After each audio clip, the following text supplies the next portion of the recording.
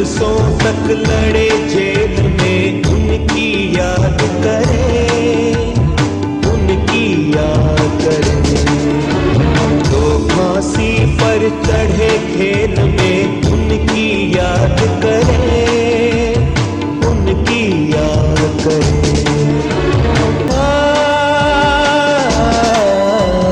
याद करें काला पानी को,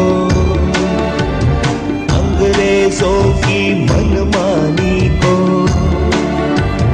याद करें काला पानी को, अंग्रेजों की मनमानी को। कोल्हू में झुट तेल फेरते सावरकर से बलिदानी को। कोल्हू में झुट तेल फेरते सावरकर से बलिदानी को। अन्यायी से लड़े, अन्यायी से लड़े, दया की मत पर याद करें, उनकी याद करें। बलिदानों की बेला आई, लोकतंत्र दे रहा दुहाई। बलिदानों की बेला आई, लोकतंत्र दे रहा दुहाई। स्वाभिमान से वही जिएगा जिससे कीमत गई चुकाई। स्वाभिमान से वही जिएगा जिससे कीमत गई चुकाई। अंतिम विजय सुनिश्चित पथ में क्यों अवसाद करे। अंतिम विजय सुनिश्चित पथ में क्यों अवसाद करे। अन्यायी से लड़े, अन्यायी से लड़े, दया की मत पर याद करें, उनकी याद करें। वो युग पुरुष, वो कवि हृदय, वो सहज सरल, हर मुश्किल में जो रहे अटल। ऐसे थे हमारे मार्गदर्शक भारत रत्न श्रद्धेय अटल बिहारी वाजपेयी जी। एक अध्यापक के पुत्र श्री अटल बिहारी वाजपेयी दुनिया के सबसे बड़े लोकतंत्र के प्रधानमंत्री बने। उनका जन्म 25 दिसंबर 1924 को हुआ। अपनी प्रतिभा, नेतृत्व क्षमता और लोकप्रियता के कारण वे 4 दशकों से भी अधिक समय तक भारतीय संसद के सांसद रहे और 3 बार भारत के प्रधानमंत्री बने। उनमें मर्यादा पुरुषोत्तम श्री राम की संकल्प शक्ति, भगवान श्री कृष्ण की राजनीतिक कुशलता और आचार्य चाणक्य की निश्चयात्मक बुद्धि थी। वे अपने जीवन का क्षण क्षण और शरीर का कण कण राष्ट्र सेवा के यज्ञ में अर्पित करते रहे। उनका उद्घोष रहा कि हम जिएंगे तो देश के लिए, मरेंगे तो देश के लिए। और इस पावन धरती का कंकर कंकर शंकर है, बिंदु बिंदु गंगा जल है। भारत के लिए हंसते हंसते प्राण न्यौछावर करने में मैं गौरव और गर्व का अनुभव करूंगा। ये उनके बोलने का अनूठा अंदाज और सारगर्भित भाषण की कला का जादू था कि उनके विपक्षी भी उनका सम्मान करते थे। वे अजात शत्रु थे। अजात शत्रु यानी जिसका कोई शत्रु ना हो। वे कविताओं के जरिए अक्सर अपने हृदय की बातों को जाहिर करते थे। कदम मिलाकर चलना होगा, बाधाएं आती है आए, हृदय प्रलय की घोर घटाए, पांवों के नीचे अंगारे, सर पर बरसे यदि ज्वालाएं, निज हाथों से हंसते हंसते आग लगाकर चलना होगा, कदम मिलाकर चलना होगा। सम्मुख फैला अमर ध्येय पथ, प्रगति चिरंतन कैसी इतियत, सुस्मित हर्षित कैसे श्रमश्रत, असफल सफल समान मनोरथ, सब कुछ देकर कुछ न मांगते, पावस बनकर ढलना होगा, कदम मिलाकर चलना होगा। अटल बिहारी वाजपेयी जी के जीवन दर्शन का मूल भाव भारतीयता रहा। भारतीय होने की पहचान के कारण उन्होंने 1977 में बतौर जनता सरकार के विदेश मंत्री संयुक्त राष्ट्र संघ में अपना पहला भाषण हिंदी में देकर सबके हृदय पर अमिट प्रभाव छोड़ा था। संयुक्त राष्ट्र में अटल बिहारी वाजपेयी का हिंदी में दिया गया वह भाषण उस वक्त बहुत लोकप्रिय हुआ था। भारत के लिए ये बेहद गौरवशाली क्षण था। ये पहला अवसर था जब यूएन जैसे अंतर्राष्ट्रीय मंच पर भारत और हिंदी भाषा का मान बढ़ा था। हिंदी में दिए गए इस भाषण से यूएन में आए सभी प्रतिनिधि बहुत प्रभावित हुए और उन्होंने खड़े होकर उनके लिए तालियां बजाईं। मैं भारतीय जनता की ओर से राष्ट्र संघ के लिए शुभकामनाओं का संदेश लाया हूं।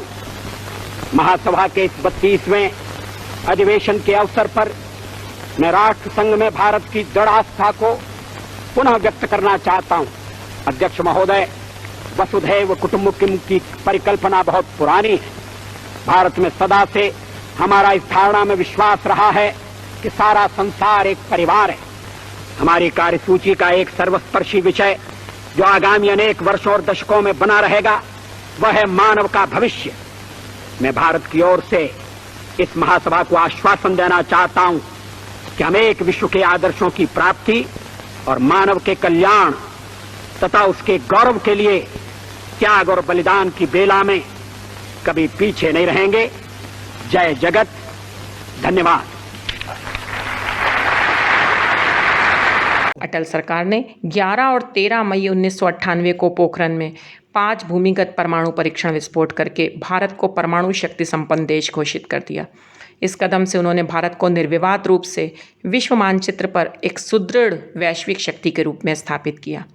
ये सब इतनी गोपनीयता से किया गया कि अति विकसित जासूसी उपग्रहों व तकनीक से संपन्न पश्चिमी देशों को इसकी भनक तक न लगी।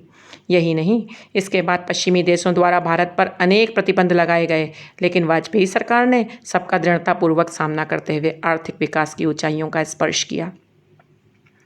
अटल जी द्वारा शुरू किए गए national highway development project NHDP व प्रधानमंत्री ग्राम सड़क योजना PMGSY उनके दिल के बेहद करीब के प्रोजेक्ट थे। वे इसका काम खुद देखते थे। NHDP के द्वारा उन्होंने देश के 4 मुख्य शहर दिल्ली, मुंबई, चेन्नई और कोलकाता को जोड़ने का काम किया। PMGSY के द्वारा पूरे भारत को अच्छी सड़कें मिली जो छोटे छोटे गाँवों तक को शहरों से जोड़ती थी। कारगिल युद्ध व आतंकवादी हमले के दौरान अटल जी द्वारा लिए गए निर्णय, उनकी नेतृत्व क्षमता और कूटनीति ने पूरे विश्व को प्रभावित किया। उनकी छवि पूरे विश्व के सामने एक सशक्त नेता की बनकर उभरी। 2015 में देश के सर्वोच्च सम्मान भारत रत्न से अटल जी को सम्मानित किया गया। ये सम्मान उनके जन्म दिन 25 दिसंबर को राष्ट्रपति प्रणब मुखर्जी द्वारा उनके निवास स्थान पर दिया गया। अटल जी के लिए पहली बार किसी राष्ट्रपति ने प्रोटोकॉल तोड़कर उनके घर जाकर सम्मान दिया। 16 अगस्त 2018 को अटल जी का निधन हो गया। ठन गई, मौत से ठन गई। बरसों पहले इन शब्दों को कागज़ पर दर्ज कर चुके अटल बिहारी वाजपेयी की सचमुच मौत से ठन गई और वे अनंत यात्रा पर महाप्रयाण कर गए। भारत को सबसे आगे ऊंचाई पर दुनिया की अगुवाई करते देखने का सपना भारत रत्न अटल बिहारी वाजपेयी की आंखों में सदैव पलता था। अपनी चिरपरिचित मुस्कुराहट, सौम्यता, शब्दों की विरासत और कई खट्टी मीठी यादों को पीछे छोड़कर अनंत यात्रा पर जाते हुए यह पथिक एक संदेश भी दे गया। नहीं मानूंगा, राग नहीं ठानूंगा, काल के कपाल पर लिखता जाता हूँ। गीत नया था, गीत नया। मौत से ठन गई। जूझने का मेरा कोई इरादा न था। जूझने का मेरा कोई इरादा न था। मोड़ पर मिलेंगे इसका वादा न था। रास्ता रोककर खड़ी हो गई। ये लगा जिंदगी से बड़ी हो गई। मौत जिंदगी से बड़ी कैसे हो सकती? जूझने का मेरा कोई इरादा न था। मोड़ पर मिलेंगे इसका वादा न था। रास्ता रोककर वह खड़ी हो गई। यूं लगा जिंदगी से बड़ी हो गई। मौत की उम्र क्या, मौत की उम्र क्या, 2 पल भी नहीं। जिंदगी सिलसिला आज कल की नहीं। मैं जी भर जिया, मैं मन से मरूं। मैं जी भर जिया, मैं मन से मरूं। लौट कर आऊंगा, कूच से क्यों डरूं। आज उनकी दूसरी पुण्यतिथि पर हम नम आँखों से उन्हें विनम्र श्रद्धांजलि अर्पित करते हैं।